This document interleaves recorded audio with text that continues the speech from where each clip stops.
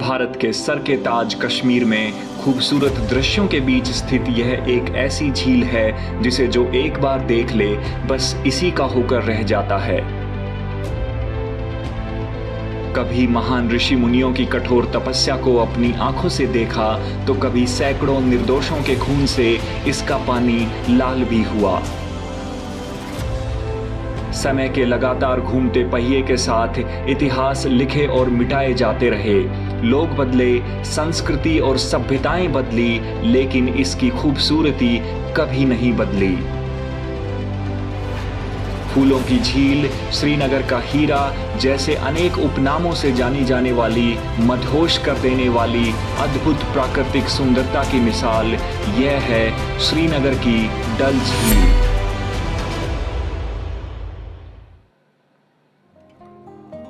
लगभग 20 वर्ग किलोमीटर के एरिया में फैली हुई यह कुदरती झील जम्मू कश्मीर की दूसरी सबसे बड़ी लेक है। बर्फ से ढके हुए पहाड़ों के बीच स्थित इस लेक पर हर साल श्रीनगर की किसी भी दूसरी जगह से अधिक संख्या में पर्यटक आते हैं। प्राचीन हिंदू धार्मिक ग्रंथों में इस झील का कई बार उल्लेख मिलता है। उस जमाने में इसे महासरित के नाम से पहचाना जाता था और इसके नजदीकी झरने को सतधारा के नाम से। लेकिन काल ने ऐसा पलटा खाया कि आज ये नाम लगभग भुलाए जा चुके हैं। डल झील में पानी लगातार आता और जाता रहता है, जिस वजह से इसका पानी ठहरे हुए पानी से कहीं अधिक साफ और उच्च क्वालिटी का होता है। धरती के अंतिम हिमयुग की समाप्ति पर बनी यह झील आज न सिर्फ श्रीनगर बल्कि कश्मीर घाटी के बहुत से लोगों को रोजगार देती है। रोजगार का यह सहारा मिलता है मुख्यतः पर्यटन से। इस झील की खूबसूरती को करीब से देखने और अपनी आत्मा तक महसूस करने के लिए न केवल देश बल्कि विदेशों से भी बड़ी संख्या में लोग हर साल खींचे चले आते हैं।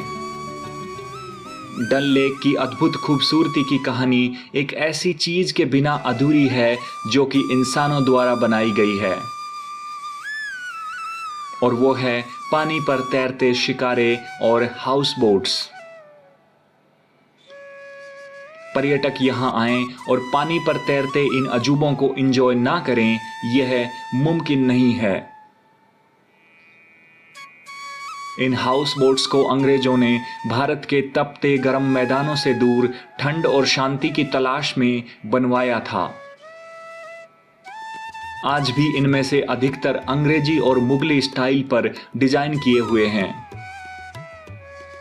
मजबूत पहाड़ी लकड़ियों से बने हुए ये हाउस बोट्स बाहर से जितने सरल लगते हैं, अंदर से उतने ही आलीशान होते हैं। हाउस बोट्स तक लोगों को लाने और ले जाने का काम जिन नावों के जरिए होता है, उन्हें स्थानीय भाषा में शिकारा कहा जाता है। इन शिकारों का उपयोग यहाँ के लोगों के लिए वही है जो किसी भी आम शहर में कारों का होता है।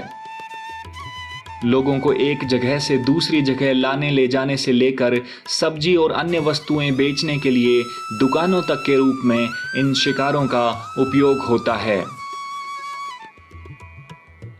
इस झील में स्थित कई छोटे बड़े टापुओं पर इंसानों ने अपने रहने के लिए स्थायी घर भी बना रखे हैं, जो शायद ही दुनिया में कहीं भी अन्य जगह पर देखने को मिलते हैं।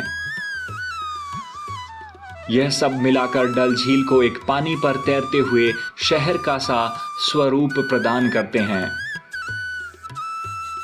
डल झील के आलिशान हाउस बोट्स पानी में तैरते सम्मोहित कर लेने वाले शिकारों और कुदरती सुंदरता समेत धार्मिक आस्था की अपनी जड़ों को ढूंढने के लिए पर्यटकों के आने जाने का यह सिलसिला मार्च अप्रैल से लेकर अक्टूबर नवंबर तक यूं ही चलता रहता है।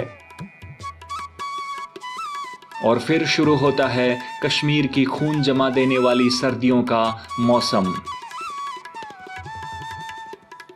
इन दिनों उत्तर से आने वाली ठंडी हवाओं के कारण डल झील कई बार पूरी तरह से जम जाती है। लेकिन कश्मीर के दीवाने पर्यटकों का रास्ता रोकने में यह कठोर ठंड नाकाम रहती है। डल झील और इसके आसपास का इलाका सर्दियों में भी पर्यटकों की चहल पहल से गूंजता रहता है। इन दिनों जमी हुई डल झील पर फिसलने का अनुभव उसे महसूस करने वाले के दिलो दिमाग पर एक कभी ना मिटने वाली छाप छोड़ जाता है। डल झील से स्थानीय अर्थव्यवस्था को सिर्फ पर्यटन का ही सहारा नहीं मिलता, बल्कि मछली पालन भी इसमें एक अहम भूमिका निभाता है। पहाड़ी मॉनसूनी झरनों और पिघली हुई बर्फ के मीठे पानी से बनी यह झील मछली पालन के लिए पूरी तरह से आदर्श माहौल प्रदान करती है और अर्थव्यवस्था की बेहतरी के लिए एक और जरिया।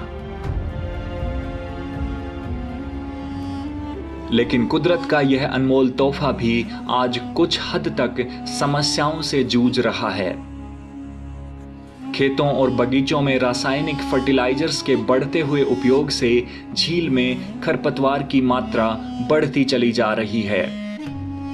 इसी वजह से डल झील के पानी का प्राकृतिक संतुलन भी खराब हो रहा है। इसके अलावा झील में गिरने वाले इंसानी अपशिष्ट पदार्थ कैचमेंट एरिया में अतिक्रमण जैसे अन्य कारणों से भी डल झील को काफी नुकसान पहुंचा है। लेकिन सुकून की बात यह है कि सरकारों ने अब इस समस्या पर ध्यान देना शुरू कर दिया है, जिसके चलते डल की हालत में कुछ सुधार होने लगा है। अपने हिस्से की चुनौतियों और समस्याओं के बावजूद डल आज भी अपनी सुंदरता को बनाए रखे हुए है और सही मायनों में श्रीनगर ही नहीं पूरे भारत का गर्व बनी हुई है।